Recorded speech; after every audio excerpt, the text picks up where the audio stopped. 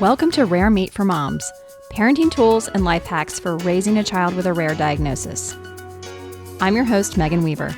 Let's get to the meat of it. Hi, I'm Megan Weaver, mom of 3, typical and rare.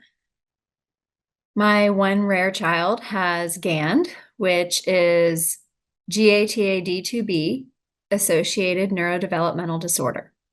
I went to our 4th ever scientific and family gathering for GAND, and I decided I want to share this information. I want these conversations that are being had in the pool, at lunch, over drinks in the hospitality suite. I want these conversations to be accessible to our entire community. The Facebook page is awesome, but there's only so much that can be accomplished in the comments. There's only so much support you can get when you ask a question about potty training, behaviors, etc. I want there to be a running conversation, a running parent panel that our community around the world can tap into, for those who already have a diagnosis and for those who are going to get that diagnosis tomorrow. There are some fabulous resources for our community already, but we are young and we are small, but we are growing and we need more resources. Jennifer, our president, has done a fantastic job with every conference, but every 2 years for an in-person is not enough to feel connected. I know this because we've had a diagnosis now for 6 years, and I didn't go to the conference 2 years ago. We went to the first conference and we made so many great connections. It was only weeks after we had received Rowan's diagnosis, and we were overwhelmed. We had 3 young children with us that we were traveling with our kids. We're trying to soak it all in. My dad had just passed away 3 days before the conference for an added twist of grief, putting me into a bit of a fog, but it was so worth it being there. And I don't know what happened over those years that I didn't remember the value of getting together. But we decided to make other plans for the 3rd conference. And when the 4th conference came around, we were already pretty removed from day-to-day communications with the community. I've had my account on Instagram now for about 5 years. It's called My Mom Has Special Needs, and I share what it's like being a parent of a child with special needs and all of that goes into that, I think as parents, we don't recognize what we need to reach the next goal or reach the next milestone and continue with therapy. So I get burned out and I feel disconnected, and I didn't register for the conference. And we made other plans as a family to travel the week after the conference.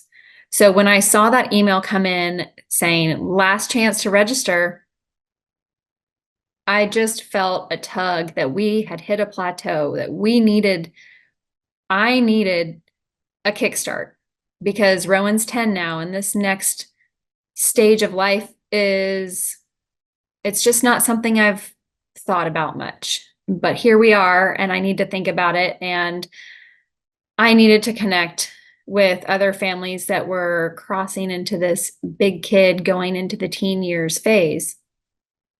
So I said to my husband, I know that this is going to be tough to pull off, but I want to attempt it. So he gave his blessing because he got to stay home with our son. It was going to be a girls' trip. I said, I'd like to take our oldest daughter. She's 13 now. She was 7 at the last conference. This is a different experience now. She's going to be able to remember these connections we make. She's going to form relationships of her own with siblings and other families. And she's going to fall in love with kids just like our daughter, the way she just adores her. I knew it would be a great experience for her to go. As much as I wanted my husband and son to be there, I knew that traveling with 5 was going to be a lot harder than traveling with 3. So on the last possible night to register, I registered for the GAND conference and started working on how to get there and what that looked like traveling without my husband. And I know so many people wanted to be there, couldn't be there for whatever reason, whether it's impossible to fly from the country you're in without, selling the house. I talked to one mom, her daughter has a shunt, and flying is not ideal. So many reasons why people could not be in attendance, or maybe decided that they didn't need any new information this time. They had attended the last one. Whatever the reason may be, I sat there thinking, this community it's rare. It's a rare, awesome community. And I just loved every conversation I had, and I wanted them to keep going. So here we are. My company that I worked for 10 years closed in May unexpectedly. So I found myself unemployed, searching for the next chapter for me. And I just feel very convicted that this is it, that I need to serve our community. And this is a space that no one is in right now in the GAND community. So let's do it. I think you put the content and the resources into the world that you want yourself. And so with your help, identifying topics and pain points or struggles or funny stories, I'd love this to be an ongoing conversation about our life as parents of children with unique abilities, but also challenges, nonverbal, delayed development, so many varying categories we can get into and support each other. If you also are someone who has a rare diagnosis for your child, but it is not GAND, there may be some overlapping things and topics that will serve you as well. And I hope that they will, because not every diagnosis can have unlimited resources. I'm going to be leaning on all of you to help guide the content. Tell me what you want to talk about. Tell me what pain points you want solved, and let's work through it together. I love to be a problem solver. I just think it's really great when you crack the code for these kiddos. It's awesome to see them achieve something new, learn a new skill, reach a new milestone, and being able to be a part of that's what drives me. We're going to end this episode with 3 good things. In our house, every night at dinner, we share 3 good things about our day. I'm sure you all know in your homes, you hear about all the things that went wrong during the day. So we don't even do a high and a low or a rose and a thorn. We focus on 3 good things to change our mindset, to express gratitude, and it makes it more enjoyable when everyone's sharing the highlights of their day. So I'm going to share 3 good things with you that are going on today or in the last day or 2. The first one is, well, it doesn't sound like a good thing the way I'm going to start it off, but Rowan's been waking up around 5:30, 5:45 ever since school started. I'm not really sure. I think she's detoxing from too much screen time on the iPad the last week or 2 of summer when she wasn't in camp and our schedules weren't consistent. And so I think she's waking up. In fact, I'm pretty sure she's waking up jonesing for the iPad for some Gabby's Dollhouse screen time and Gabby app.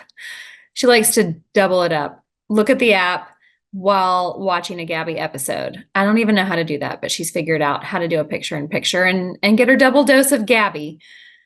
So she's been waking up quite early, trying to get the iPad off of the top of the fridge where we keep it plugged in. And we're fast asleep, and she's just troubleshooting and trying to get it. So one of us has been waking up to a disaster. And if she can't get it down, she's been rearranging the kitchen, setting it up, playing school, all of the things. And if she's not doing that, she's coming straight into our room, busting open the door, turning on a light so that she can see her way up to our face so that she can whisper to us, "Gigi." And there's nothing like being woken up to the sweet whisper of Gabby with all the lights on, wondering what time it is and how are we going to get her back to bed. But this morning, she knocked. She did not turn the light on at 5:45. She knocked at 5:45. I was wondering if we had locked the door. I didn't know why she was being so polite. Maybe she's trying a different tactic to get the iPad, but nonetheless, this morning, the good thing is that she knocked. I got up, I answered the door. I took her to go turn on a show on the television, and she got her dose, her single dose of Gabby with some pancakes, and I went back to bed for 15 minutes.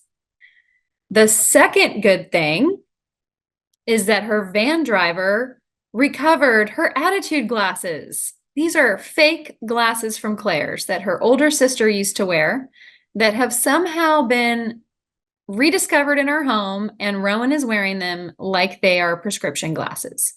In fact, her teachers said they were so sorry they didn't realize she needed glasses. She accepted her award for Student of the Month last May with the attitude glasses on stage, and I'm sure she could barely see through them. They're so scratched and fogged up, and it's, they're like $3 attitude glasses. So I wasn't sad to hear that they didn't come home last year at the end of the year, but they just got lost the way everything we own does, right? And her van driver texted me today, "Are these Rowan's?" And I'm like, "Oh, there they are." Yes, they are. Thank you for finding them. We only have about 7 more pairs of sunglasses to uncover somewhere in the world. So, second good thing is the attitude glasses are back, and Rowan will be wearing them. She calls them her eyes. She's always asking, "Eyes?" Second good thing, attitude glasses are back in our life. And the third good thing is that I have finally unboxed all of this equipment that has been sitting in my living room, staring at me, waiting for me to be brave enough to start this new endeavor. So welcome to the podcast, and let's see what happens. I'm here for it, and I hope you are too. Thanks for listening to Rare Meat for Moms. I'm Megan Weaver. Until we meet again.